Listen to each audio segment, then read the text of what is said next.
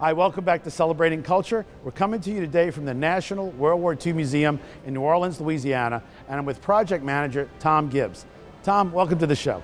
Hey, thanks for having me today. I appreciate it. Tom, it seems military history is part of your genetics through your parents. Yeah, actually my mom was on the ground floor of the Veterans History Project at the Library of Congress, and growing up in the DC area, you know, they would take me to all the Civil War battlefields and all the museums and things like that. And I can remember as a little kid walking across the field at Gettysburg, mimicking Pickett's charge, and heck, I even saw Saving Private Ryan when I was like 11 or something. So I had the inspiration from my family, and I wouldn't be here today if it wasn't for them. Now, you started out as the D-Day Museum. I was 13 years old when this museum opened. I know it was an incredible story to get this off the ground. It was a great moment of pride, of support from the local community. We had Senator Ted Stevens and Senator Dan Inouye come down here, and actually when they saw this building and that we were just covering D-Days and it was this small, narrow focus, they said, "You guys tell a great story here. You have to do more." And those were the words really that launched the whole effort to have us redesignated as America's official National WWII Museum. When you come in here, you get to see really from the 1930s, the beginning of the war, you can really learn a lot. You almost have to plan to come here. Here we are now with almost 8 buildings completed on campus, spread out over about 3 city blocks, including a hotel. There's a lot to see and do here. Just the first couple of exhibits, if you stop and read everything, you're going to be in here for a full day.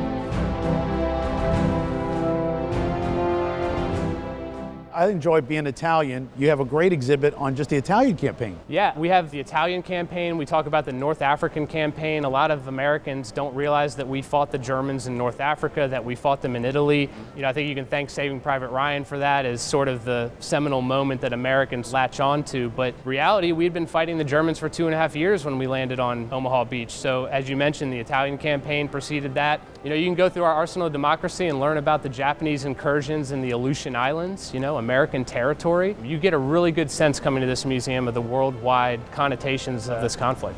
So here at the National WWII Museum, we do a lot throughout the year to honor WWII veterans. We honor them every day, in fact, but throughout the year we have wonderful ceremonies such as our Memorial Day ceremony. On Memorial Day, you have the Missing Man table. I mean, that's a really honorable ceremony you guys do. Yes, we bring in a local ROTC group and they do the Missing Man table, where it's essentially a military tradition to honor the people who you cannot dine or celebrate or commemorate an anniversary with. It's a very powerful moment when they do that ceremony because it really brings home the loss that it's not just a person or a number or a statistic. It's someone who is cared for, who has served in this branch, put on the uniform, and is no longer with us.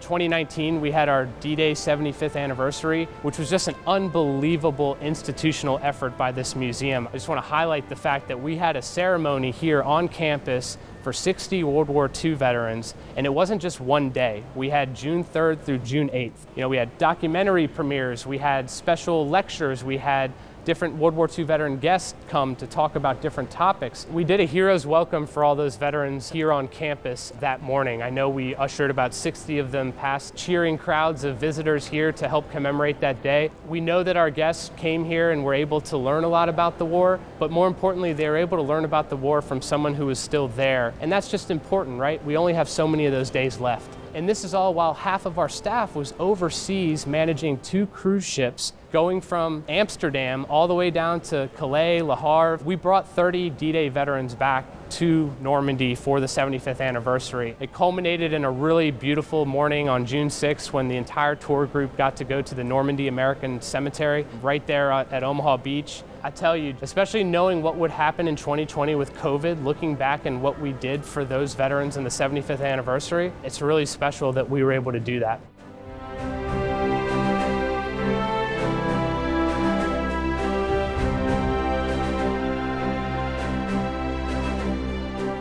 We have our Pearl Harbor ceremony. We have in the past gotten together and done battle anniversaries such as the Battle of Iwo Jima, the Battle of Okinawa, Battle of the Bulge. As much as we can try to program throughout the year, we will do that to honor these key dates and anniversaries. You've had some fantastic people here over the years, and one I really enjoyed was Charles Mcgee. Charles Mcgee is a great friend of this museum. He's come down to the museum's air show several times. One of my favorite memories as an employee here is on Free Student Friday. We had Charles Mcgee under the wing of a P-51 doing a little circle lesson for some school kids and talking to them about flying and aerodynamics. It felt like how Native Americans pass along their oral history. It was a very special moment. Another gentleman I enjoyed meeting was the Candy Bomber. I think that's a great story. Mr. Halverson, his story is really epic after the war and just how he carries himself and the type of human being he was, but you see how he acted after the war was really rooted in that one act of flying those planes over East Germany to try to bring some hope to those people who were under that occupation by dropping those candies over the city. It just must have been an awe-inspiring sight and just an unbelievable thing to be a part of, something so humanitarian after the world's been torn apart.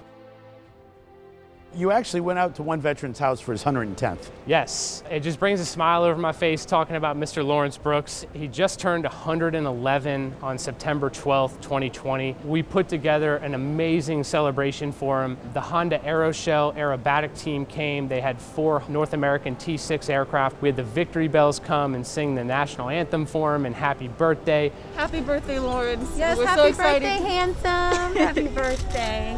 Mwah. Happy birthday to you and many more.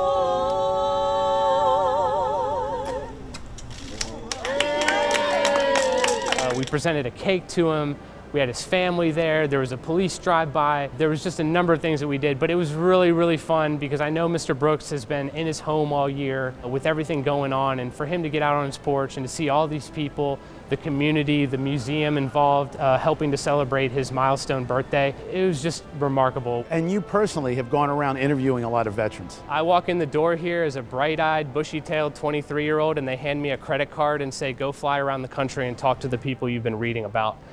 I will never have a job as cool as that. I look at it with more importance each year. Every year that goes by, I realize the significance of what I did as just sort of a young, naive 20-year-old. But I completed about 320 interviews, and it was really an invaluable education for me. The life experience and the stories that you hear and the knowledge that you gain by listening to these veterans is incomprehensible. Was it different hearing somebody that was involved in D-Day versus, say, the Battle of the Bulge versus the end of the war? I would say so, and I think some of that has to do with the conception of these events after the fact. You know, D-Day is looked at as that really key critical moment, so of course if you interview a D-Day veteran, it's going to be a heck of a story. The World War II generation was strong in more ways than just getting off a boat and doing these invasions. I mean, they carried it with them the rest of their lives. And I'm with Ubert Terrell, who was actually a World War II veteran from D-Day. Ubert, welcome to the show, and my honor to have you as a guest.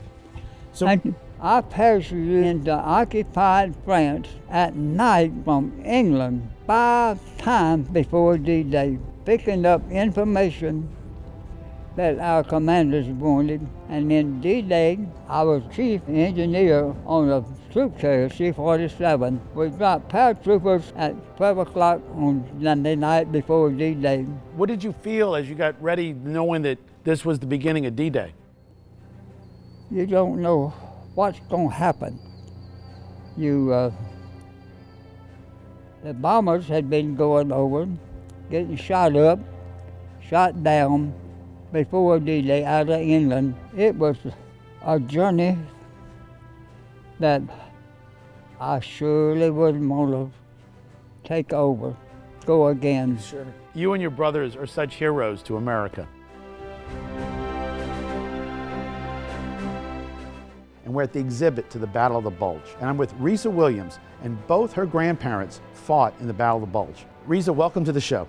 Thank you. Risa, the Battle of the Bulge was a very influential battle in the war. I mean, it was the turning point, and if we had lost that, who knows what would have happened. Knowing how important it was with your grandfather being there, what is it like being in a place to learn your grandparents' stories? It's amazing. It's very humbling to walk through here and for their stories to come to life. We hear of the things that they've said, and we hear of the heartache and sadness and fear, but to walk through and see it come to life, it's humbling. Your grandfather laid cable? He did. He was a communication sergeant. He laid cable, and he did it through freezing weather, through the worst conditions, but he got it done. Now, I understand also he became almost like a therapist. There was a story that he told. It was actually the very first day of the Battle of the Bulge. They were not expecting what they had walked into, obviously. When they started hearing gunfire and bombs and everything all around him, he was in a foxhole, him and two other guys. And one of the men in the foxhole started panicking. So these guys particularly had never seen combat before. So when everything started happening, this man, who was probably only in his late teens or early 20s, started panicking. He was crying and sobbing, weeping. He was curled up in a fetal position, and my grandfather was trying to comfort him, and then he said he had done everything he knew to do to get his friend up and going in the middle of this battle. All of a sudden, he just slapped him, and he started yelling at him and saying, calling him names and trying to snap him out of it, and before you knew it, the guy was like snapping out of it and coming out of it and realizing what was going on. And that's the moment that this man was actually able to stand up and fight. And so in the midst of war, having no idea what was going to happen to him, he was doing his best just to care for the man next to him and see to it any way that he could that this guy survived. And so to me, that was an incredible, incredible thing. They're called the Great Generation. At his memorial, it was very touching what you had to say. And how is it to understand what the Great Generation did? For my generation, at least, understanding it is just making a choice to recognize that there are people out there that risked everything they had so that someone who wasn't even born yet could be free. Taking the same spirit that these men had, they ran into a situation where they knew that many of their lives would be lost, but they went rushing in because they believed in freedom. And I think that we should have the same perspective, run into freedom, run into whatever it takes to see that these men didn't risk their lives for nothing. See to it that we take the baton and we run with it also. I think that we have a responsibility to take what these men did and to really shine. Thank you for being on the show. Thank you. We're here today in Lake Providence, Louisiana, and I'm with Mr. Lee Broussard. Mr. Broussard is a military hero. Looking at a book he suggested here, reading Down to the Sea. Not only was he on the Missouri when Japan surrendered, but this book here tells the story of 3 ships that got sank in a typhoon that were part of a fleet that he was with. And we're going to hear his story. Mr. Broussard, welcome to the show. Thank you. Where were you born? Oh, in Iberia, down south in Iberia. And how did you end up in Lake Providence? Well, my wife was from up here, so all her family was here. So when I retired, well, she dragged me up here, and I've been stuck up here ever since. We were on the way to help MacArthur. MacArthur was landing in the Philippines, and we got tangled up in that big typhoon. And a whole lot of those smaller ships, destroyers and such, they were running out of fuel. That's probably why those 3 sank. They probably ran out of fuel. Those waves were 100-foot waves. The radar up there was 110 feet off the water, from the water line. And when the ship would go down in the belly of the wave, all the radar showed was water. You know, the waves were higher than the 110 feet. 3 destroyers were lost. We didn't know about it till next day. They didn't have time to send an SOS, and that, well, we couldn't have done anything for them anyway. They went down during the night, and then next day when they counted heads or ships, 3 of them were missing. But the whole fleet was damaged. Now, I mean, some of them, the stacks had been lost. All those planes on the battleship, well, they were gone. And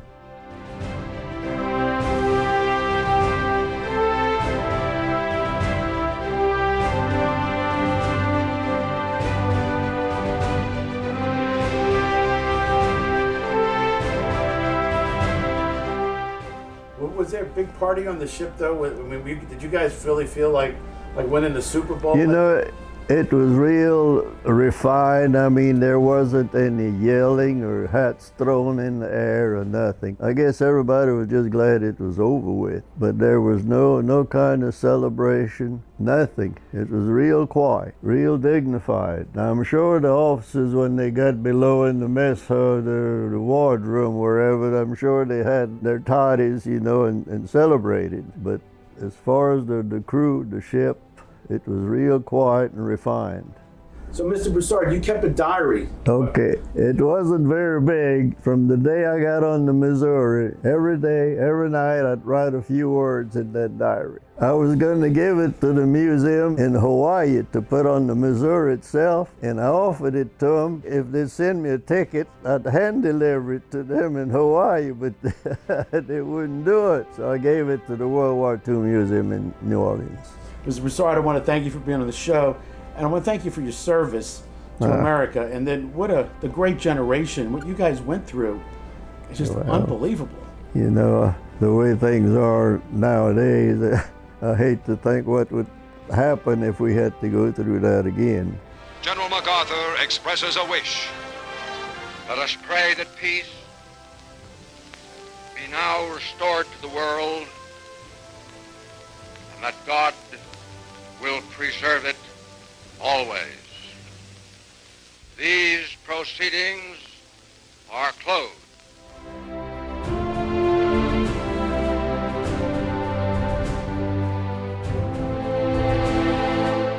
In the air show, you've done a lot of air shows over the years. Yeah, so I love air shows. I became a big air show dork working at this museum. There's nothing that compares. I know when I got this job, my mom sent me a picture of me at 8 years old with a Blue Angels helmet on at an air show.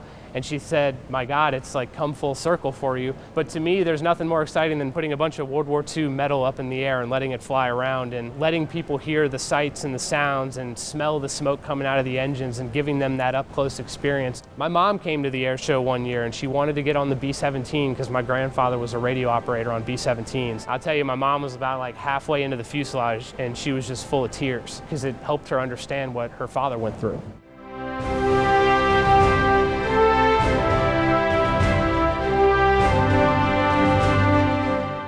The Higgins Hotel just opened up. I've been to Rosie's there. That is a great place to go visit. The Higgins Hotel is really cool. It is the only Art Deco themed museum hotel in the United States. It's named after Andrew Jackson Higgins, of course, the boat builder who made New Orleans famous for their wartime contribution. It's got 220 rooms. It has suites.